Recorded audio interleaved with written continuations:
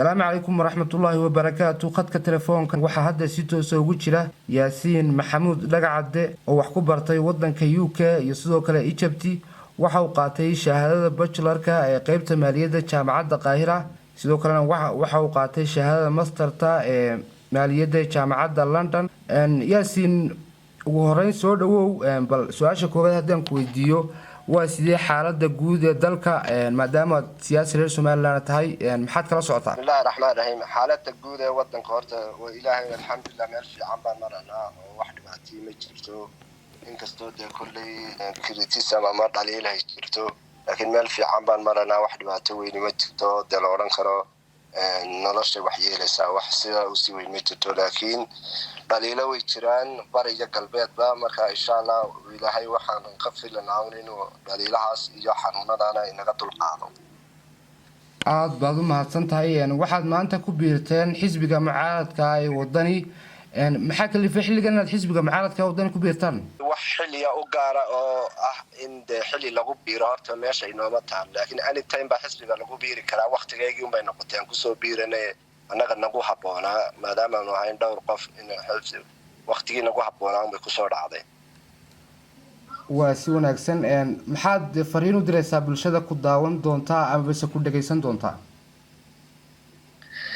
bulshada waxaan odhan lahaa maadaama xisbiyadeenu qaranku isku waramid yihiin dee waan tijaabina kulmiye, bal aan tijaabina wadani oo bal fursadaha la siiyo. qof walba mar baa la tijaabiyaay, maadaama ka wada shaqayn inuu danta guud oon wax gaara una qof lahayn, hala tijaabiyo, fursad ha la siiyo oo ha lagu soo biiro oo ha la eego, ha la qiimeeyo, kadibna markaa decision laga qaato bal isna inuu la mid noqdo kuwii hore, xisbiyadii hore ee iminka soo waday man ictiraaf aan keenin.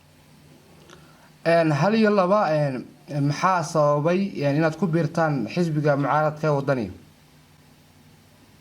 waxa la wax maanta ku odhan karo sabab weyn oo aan anagu u nisbaynano qof ma jirto, laakiin annaga unba decision qaadanay aanu leenahay platform ama fursad kale, meel aanu fursad ka haysano oo ah inaan wax ka gaadhsiin karno unbaanu u malaynay. waa si wanaagsan.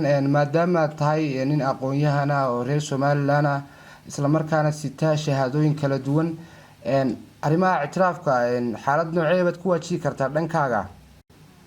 anigu shakhsiyan waxaan qabaa aragtida ka haysato xukuumadda kulmiye aragti ka duwan baan haystaa oo loo galo oo ka qaab duwan, oo ah in qacmooda jir bay wax ku qabtaane waxa wada jir lagu qabto oo loo kalka laga bilaabo inta dibadda lagu wareegayo lacaga badan milyan lagu kharash garaynayo. marka in dib loo noqdo oo dib habayn lagu sameeyo sida loo waajahayo ictiraafka, aan ahayn muqdishoan ka suganaa ama dibaddan ka soo raadinanaa, qaab kale loo eego, aragti kale loo eego, laisla fadhiisto oo aqoon-yahanku ay u fadhiistaan oo kadibna conclusion la gaadho, kaana lagu dhaqmo. kaasaan aaminsanay anu. waa tahay, kaasi wuxuu ahaa Yaasiin Maxamuud Dhagacade. Yaasiin, aad baanu kaaga mahad celinaynaa inaad waraysigana siiso, aad baanu kuu salaamayna.